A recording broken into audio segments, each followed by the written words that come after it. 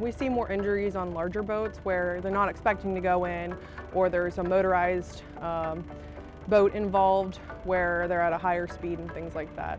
So we're more concerned, and that's why we have laws in place. Whenever it's colder water, that's where we see the tipping of smaller craft, and that's where we see hypothermia and cold water shock is more of an issue than actual physical injury.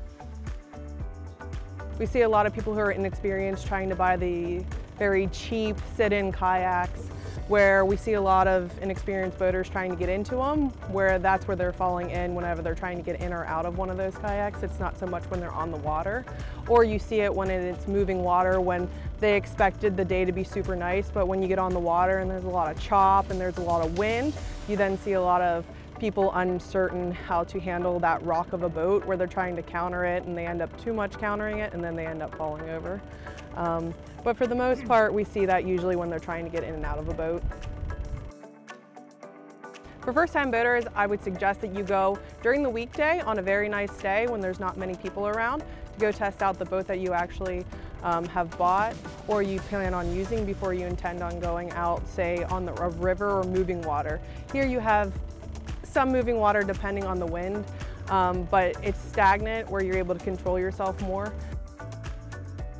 So whenever you're on moving water, you're more concerned about dealing with the current in and of itself, what's ahead of you because of strainers, low head dams, different things that you're not sure around the next bend, as well as maintaining maneuverability of your boat. So maintaining stability and balance while you're in that boat, while sometimes having to get out of the boat because the water's too shallow, or getting back in the boat whenever you're trying to continue downstream.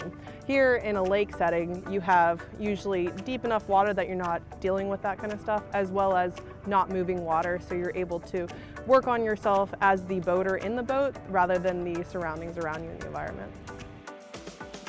So I've been doing this job for, I've been with the commission for 8 years now. I grew up fishing and boating all my life, so I've been an avid boater. So doing this job, I truly enjoy the changes of the seasons with what I do, especially when we come to a boating season. Everyone always says I have the best job because I work outside, which I do, so I get to be on a boat all day.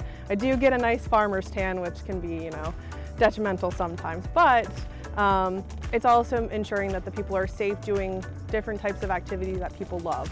And sometimes people don't like that we're out there because we might be ruining their fun. But what we're trying to do is make sure they're safe. We're not trying to ruin their fun. We're making sure that they're doing something that they love to do safely.